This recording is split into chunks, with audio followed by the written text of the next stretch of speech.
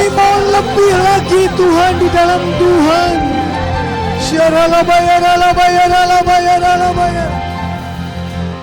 Terima kasih Tuhan untuk pagi ini kami bersyukur. Untuk anugerah-Mu kami masih bernafas, ada anugerah yang besar. Terima kasih untuk segalanya Tuhan. Kami percaya biarlah Roh Kudus bekerja di tempat ini. Bimbing hamba-Mu untuk menyampaikan firman-Mu dengan tepat dan benar. Biarlah setiap jemaat-Mu mendapatkan sesuatu yang dari Tuhan. Terima kasih Bapak, kami mengucap syukur, kami berdoa hanya di dalam nama Tuhan Yesus. Mari yang sepakat kita katakan amin. Shalom, silakan duduk semua. Thank you hamba-hamba Tuhan. Ya, shalom semuanya. Pada waktu Jumat kemarin pertemuan pengerja Pak Niko mengingatkan setiap kita menurut kalender Ibrani bahwa kita sedang memasuki tahun 5786. Tanggal 23 September 2025 dan 12 September 2026. Ingat bahwa tahun baru Ibrani, tahun masuknya Pei Vav bagi setiap kita. Pei mewakili angka 80, artinya Tuhan mengingatkan Pei yaitu menggambarkan tentang mulut. Mulut. Ingat, tahun ini mulut sangat penting bagi setiap kita. Dan Vav menggambarkan hubungan kita dengan Tuhan. Gambarnya kaitan saudara. Angkanya angka 6. Nah saudara, dan diingatkan bahwa kita perlu memperkatakan hal-hal yang baik, hal-hal yang tentang surga. Amin. Karena ingat loh, kedatangan Tuhan sudah sangat dekat. Tadi pagi saya nonton film tentang Return to the Christ. Waduh, manusia kadang-kadang gak sadar. Benar gak? Seolah-olah Tuhan itu, kedatangan Tuhan dianggap sebagai kisah. Ngeri gak? Dianggap kisah. Cerita-cerita Alkitab dianggap angin lalu. Dongeng.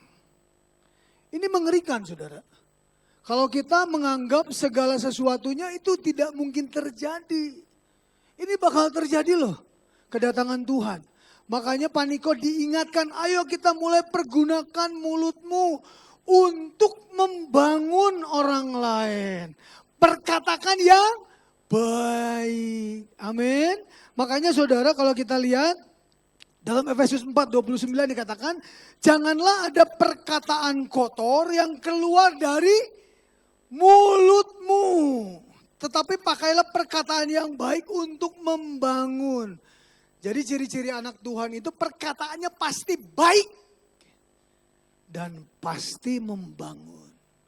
Kalau saudara perkataannya ngenyek atau ngeledek orang, membuli, berarti bukan anak Tuhan, anak hantu saudara.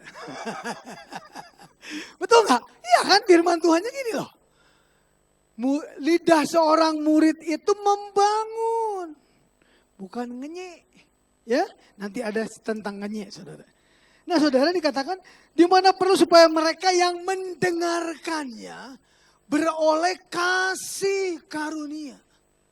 Saudara, kemarin saya kunjungan habis kremasi, nganter orang kremasi dari jemaat. Lalu saya ketemu di Bumi Baru teman saya saudara. Orangnya orang lumayan punya uang. Toko emas saudara. Langsung saya senang sekali karena udah lama dari SMP dulu sempat kita seperjuangan dalam hal yang gak bener saudara.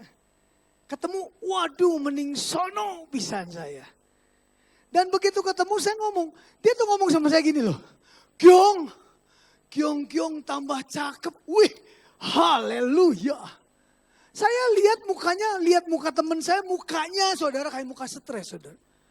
Padahal banyak duit, ya mah pendeta saudara. Pendeta sama muka pedagang ternyata kasep muka pendeta saudara. sorry pengusaha. Dan ternyata dia juga ngomong sama saya, kenapa sih resepnya? Saya bagikan perkataan yang membangun buat dia. Saya hatinya damai. Saya punya Yesus, gak ada lagi hawa nafsu dan keserakahan.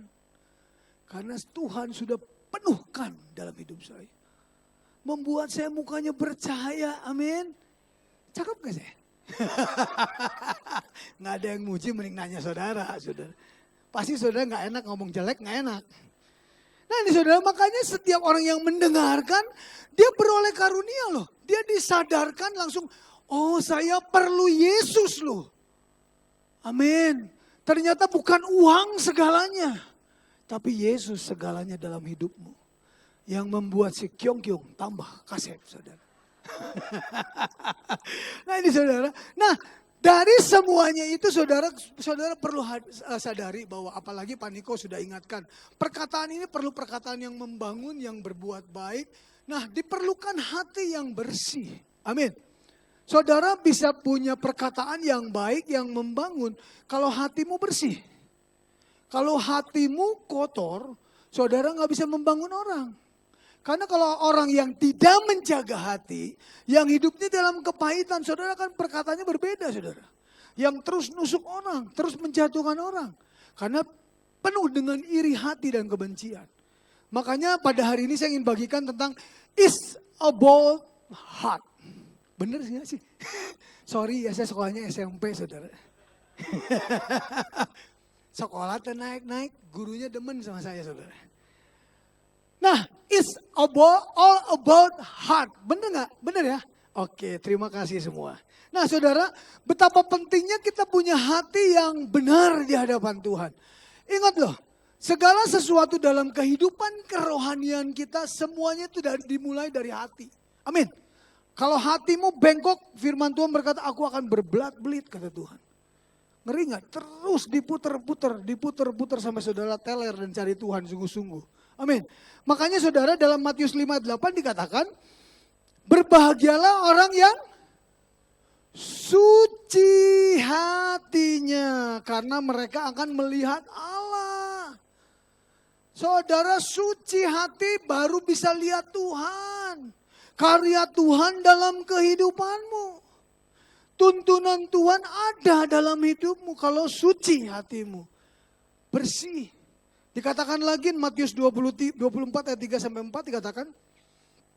Siapakah yang boleh naik ke atas gunung Tuhan? Dikatakan. Siapakah yang boleh berdiri di tempatnya yang kudus?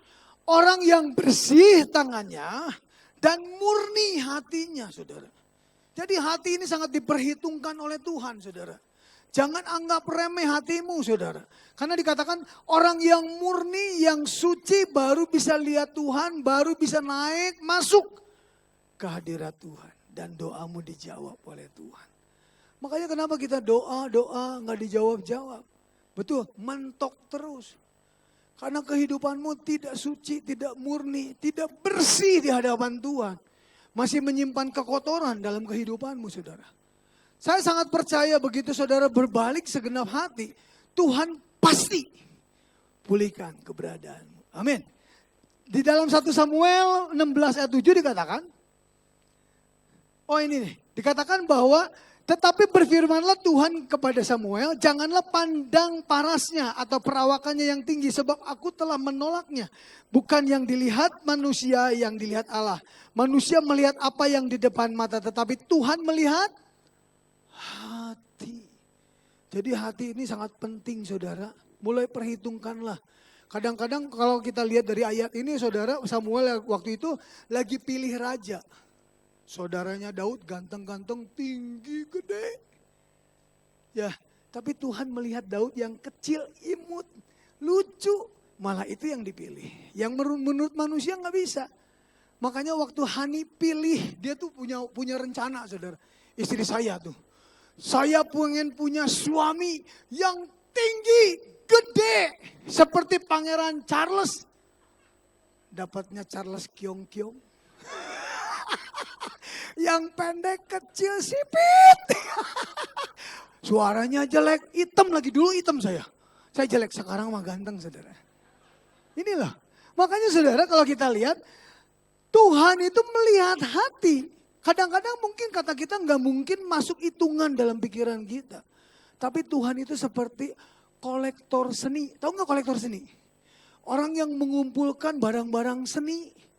Saya kemarin kunjungan kepada oma-oma yang umurnya kurang lebih 84 tahun. Dia kolektor seni saudara. Saya lihat di rumahnya itu banyak jam dinding, barang-barang kuno. Cek saya mah bararutut saudara. Mending kayaknya dibuang ke tempat sampah kata saya. Betul? Kalau kita lihatnya gimana? Jelek. Tapi dia menilai beda loh. Wah, ya duitan, ya melek, ya mic-nya pasti duitan mahal. Padahal udah gak nyala saudara. Ini. Jadi sama dengan Tuhan melihat kita. Mungkin saudara kata Tuhan, kata orang-orang saudara mau tidak berharga. Saudara mah gak ada nilai. Ini contohnya saudara, ini orang narkoba yang gak ada nilai saudara. Saya. Gak ada nilai. Tapi dipilih Allah. Saya gak ngerti Tuhan bisa pakai saya. Bagian orang-orang sakit, bagian-bagian orang yang mau check out, bagian saya saudara. Ini. Gak ngerti, tapi kata Tuhan si Kyong-Kyong ini barang seni yang mahal. Amin. Sama dengan saudara. Mungkin manusia gak menganggap saudara. Tapi Tuhan anggap saudara bernilai di hadapan Tuhan. Maka itu saudara perlu mulai. Hargailah dirimu. Karena saudara berharga di hadapan Tuhan. Amin. Saudara mahal nilainya. Nah saudara, kalau kita lihat dikatakan bahwa Matius 15 ayat 8 sampai 9 dikatakan bangsa ini memuliakan aku dengan bibirnya. Padahal hatinya jauh daripada aku. Percuma mereka beribadah kepadaku. Sedangkan ajaran yang mereka ajarkan ialah perintah manusia. Jadi hati lagi saudara. Saya sengaja bukakan saudara. Supaya saudara mulai ngerti bahwa betapa pentingnya saudara lagi ibadah itu benar-benar dengan segenap hati. Lain lagi haleluya, ingatnya Bapau saudara. Ingatnya dari pulang dari gereja kita mau kemana ya? Lain masuk dulu dalam hadirat Tuhan. Sungguh-sungguh dalam Tuhan. Ketemu dengan Tuhan. Amin. Kita ke gereja mau ngapain? Iya, udah ketemu? Belum ya? Ketemu. Nah ini saudara. Jadi perlu dengan hatimu sungguh-sungguh. Dikatakan umatku memuliakan aku dengan bibirnya. Bangsa ini memuliakan aku dengan bibirnya. Tapi hatinya jauh. Dia gak sungguh-sungguh datang kepada. Saudara kalau kita lihat lagi. Hati ini penting saudara. Karena banyak orang yang tanpa sadar. Dia ngenyek orang tadi kan. Ngenyek saudara. Coba lihat next slide. Nah ini saudara, mukanya jelek gak? Jadi kalau saudara lagi inget, saudara lagi nyinyir sama orang, mukamu tuh kayak gini. Jadi bertobat kalau orang nyinyir. Ya, lagi nyinyir, lagi ngomongin orang, lagi ngomongin Parinto, inget saudara mukanya jelek. Ya, ngomongin gembala saudara, inget saudara mukanya jelek. Dikatakan ini saudara ada beberapa hal yang penting saudara. Di sini kalau kita lihat bahwa Mikal anak perempuan Saul yang jadi istrinya Daud. Dikatakan ia memandang rendah Daud ketika Daud menang perang menari-nari. Dia gak peduli dengan jabatannya saudara. Dia all out buat Tuhan dengan segenap hati. Diledek sama Mikal. Raja yang gak punya etika, gak punya karisma. Gak jaga image. Wah, diledek sama Mika. Akibatnya apa? Kita lihat akibatnya saudara. Akibatnya Mika binti Saul tidak mendapatkan anak. Sampai hari matinya saudara. Ngeri ya? Cuman dari hati doang saudara. Saudara kalau kita lihat lagi, lihat selanjutnya saudara. Dikatakan next slide. Nah ini saudara, saya sangat percaya tadi ngomong. Kalau saudara dengan sungguh-sungguh hati datang kepada Tuhan. Yang bisa lihat hati saudara siapa? Tuhan sama you, betul. Yang sungguh-sungguh yang tahu Tuhan sama you juga. Saudara nyembah-nyembah di sini begitu keluar, kena macet dikit halelupa, percuma saudara. Benar nggak? Makanya di sini, begitu saudara datang dengan segenap hatimu, dengan segenap jiwamu, maka Tuhan Allahmu akan memulihkan keadaanmu. Tuhan kita tuh keren loh. Saudara, saya seringkali bersaksi, saya ini benar-benar cuman datang, bos saya ini cuman Yesus, bukan orang. Bukan gereja, saya Tuhan Yesus. Makanya pada waktu beberapa bulan yang lalu saya pernah bersaksi saudara. Saya cuma ngomong sama Hani, waktu itu saya punya motor suka pengen istirahat di jalan, saudara. Mogok. Mogok di jalan, pulang Natalan mogok di jalan, saya dorong, untung ada yang bantu. Waktu itu ngobrol sama Hani, Han, kita perlu ganti motor kayaknya. Aku sering olahraga di jalan, dorong motor, saudara.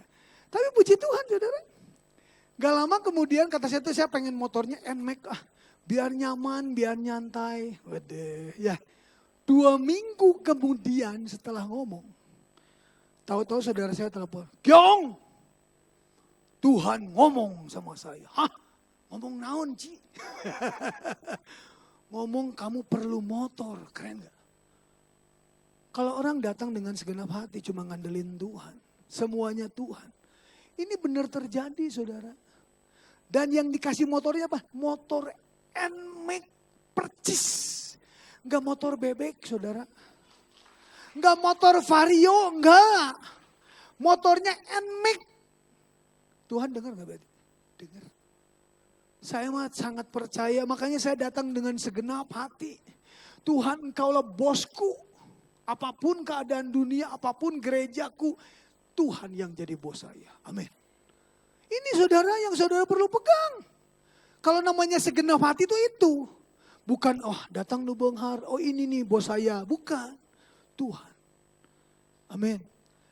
3 minggu kemarin kita kejadian, saudara. Satu hal lagi, saudara.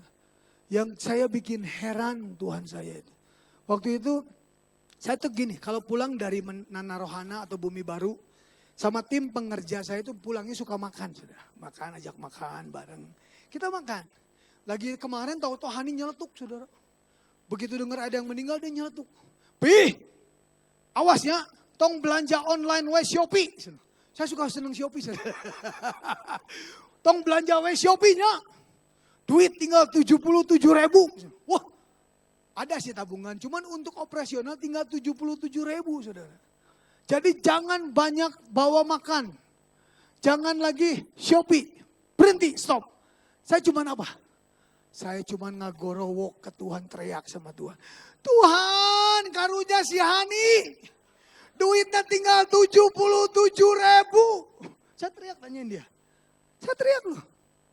77.000 Tuhan, kasihan si Hani. Setengah jam kemudian saudara ada yang transfer, masuk. 2 juta, saudara. Bisa belanja doi. Kacau, ini pendeta kacau, jangan ditiru, saudara.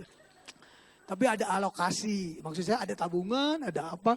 Ini alokasi untuk operasional. Tuhan berarti menyenangkan hati saya. Supaya saya bisa belanja Shopee lagi, saudara. Maksudnya itu, saudara. Nah ini, saudara. Jadi kalau saudara datang dengan segenap hati, Tuhan itu tahu. Segenap jiwa, bergantung penuh sama Tuhan. Jadi hatimu itu sangat mempengaruhi. Amin. Bukan gayamu, digaya di gereja. Kalau saudara menyembah sambil nangis itu memang mungkin dari hati bisa. Tapi juga ada yang nyembah kepada Tuhan gara-gara banyak hutang juga bisa. Ya, betul gak? Aduh Tuhan hirupnya kia-kia teing. Betul?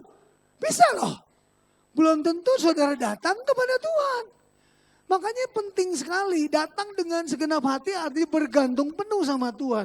Makanya saudara kalau kita lihat ayat 6-nya dikatakan dan Tuhan Allahmu akan menyunat hatimu dan hati keturunanmu sehingga engkau belum keluar ya. Oke. Sorry. Ayo. Lagi ngeheng takut sama saya saudara.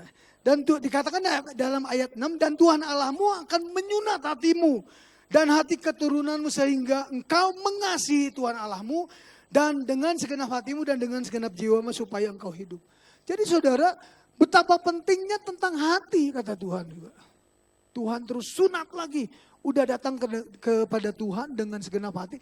Tuhan kasih proses lagi, sunat lagi. Sampai engkau benar-benar 100% mengandalkan Tuhan. Itu loh. Tuhan tuh pengen saudara hidup masuk surga. Dia gak mau cuman saudara kaya di dunia ngapain tapi tak masuk surga. Betul? Goal kita masuk dalam kerajaan surga loh. Kaya mah bonus dari Tuhan. Surga nomor 1 dalam kehidupan kita. Amin. Inilah satu hal yang penting. Makanya ayat selanjutnya Daniel,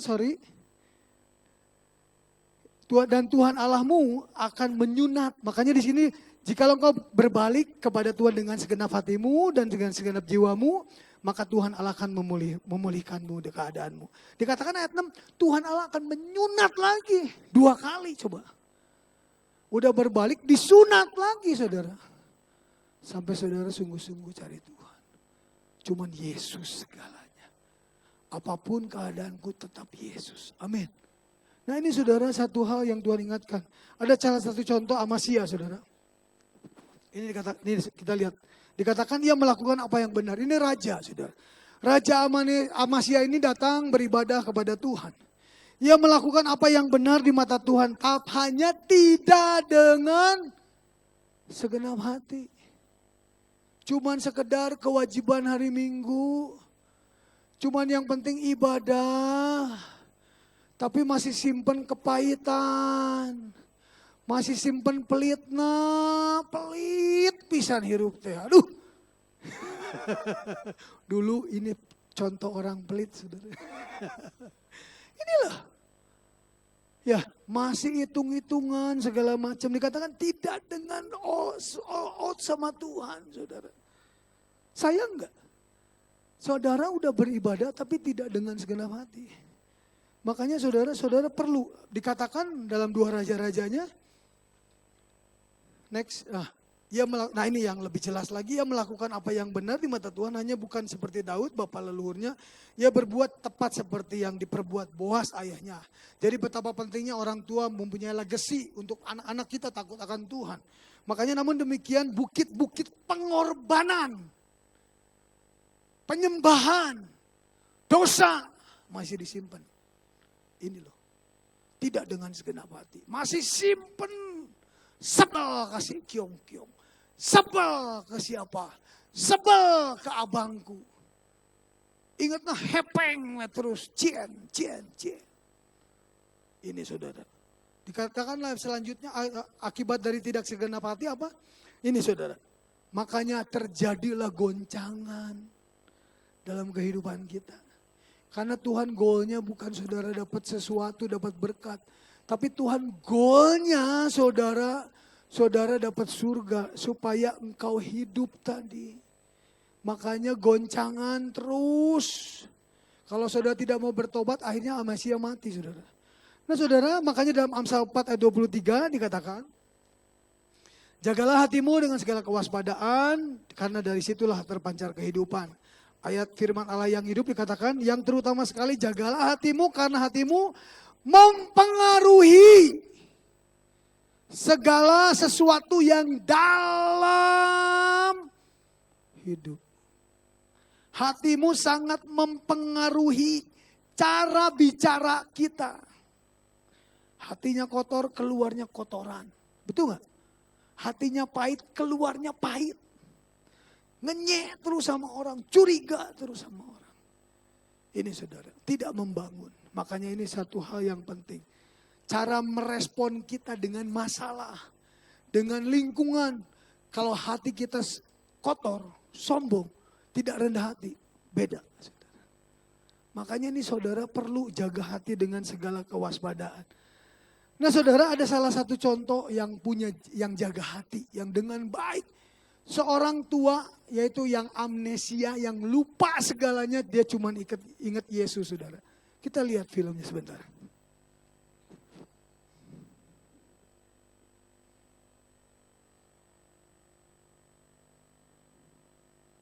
Nah ini orang ini Alzheimer saudara. Alamat rumahnya nggak tahu. What color shirt did you have on yesterday? Baju yang dia kemarin pakai juga nggak tahu. What did you have for lunch today? Makan siang juga nggak tahu. Food. Good food. Enak. All right. So who is Linda? Linda anaknya. Do you know Linda?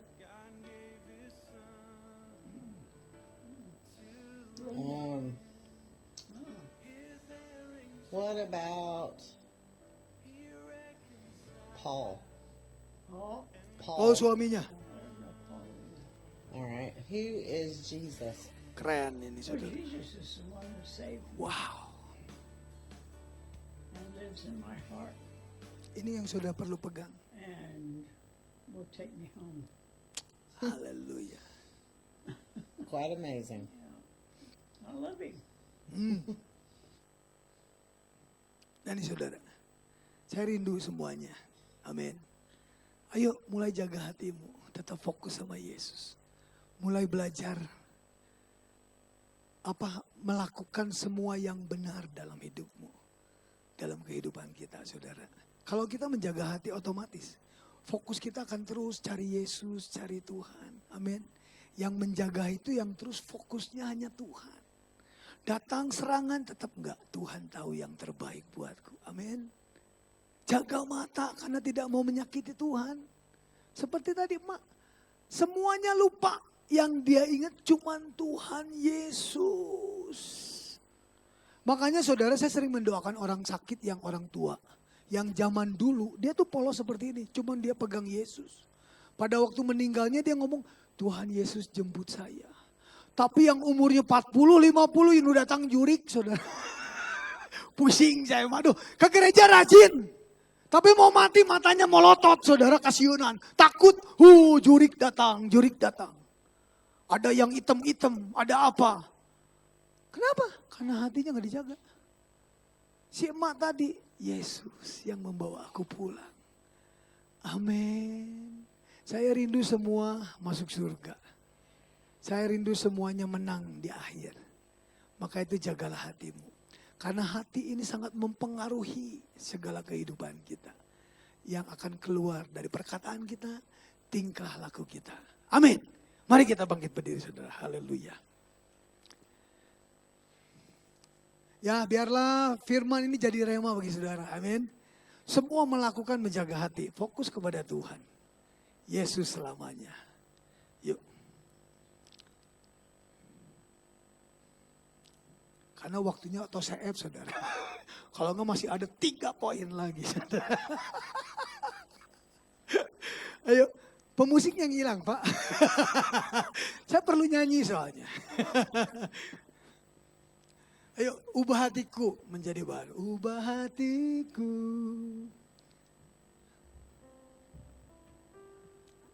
Ya. Boleh lah. Ubah hatiku yang kamu juga boleh. Yang baru, versi baru. Ayo. Silakan. Ya.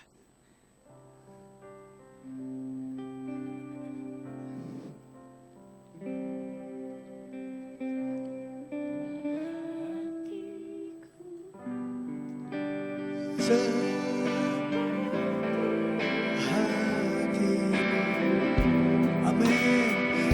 Ini kami Tuhan di hadapan-Mu. Kami perlu punya hati seperti Tuhan Yesus. Yang hanya fokus kepada-Mu. Datang dengan segenap hati kami di hadapan-Mu Tuhan. Ya mata kami hanya tertuju kepadamu seperti matamu Tuhan. Haleluya. Pancarkan kasih-Mu. Ku mau jadi. Haleluya.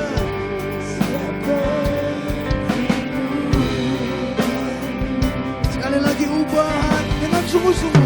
Dengan sungguh-sungguh di hadapan Tuhan. Seperti hatimu, setulus darimu, kasih-Mu, ya Yesus Tuhan. Biar mataku seperti mata Tuhan melihat, menilai semua orang Tuhan. Pancarkan kasih-Mu. Ku mau jadi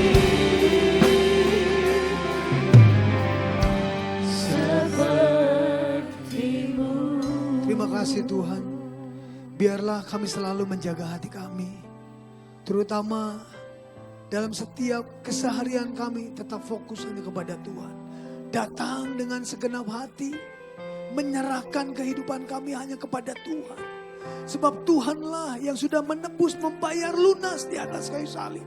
Hidup kami sudah menjadi milik-Mu Tuhan. Bimbing terus kami Tuhan. Supaya hidup benar. Hati yang benar. Karena dari hati ini terpancar kehidupan kami. Langkah kami. Cara bicara kami. Tingkah kami Tuhan. Kalau hati kami bersih seperti hati-Mu Tuhan. Kami tidak akan banyak menilai orang dengan pikiran kami. Tetapi kami terus memandang dengan positif, dengan baik. Apapun keadaan kami. Terima kasih Tuhan untuk pagi ini hamba-Mu berhenti berbicara. Biarlah Roh Kudus terus berbicara kepada anak-anak-Mu di tempat ini. Urapi anak-anak-Mu. Penuhi dengan hadirat-Mu, dengan Roh Kudus-Mu. Kami percaya Roh Allah membimbing. Supaya kami tetap menjaga hati kami. Mampukan kami Tuhan. Kami mau. Kami mau. Kami mau. Hanya Tuhan yang menuntun kami. Kami mengucap syukur dan berdoa hanya di dalam nama Tuhan Yesus. Mari yang sepakat kita katakan. Amin. Shalom. Silakan duduk semuanya.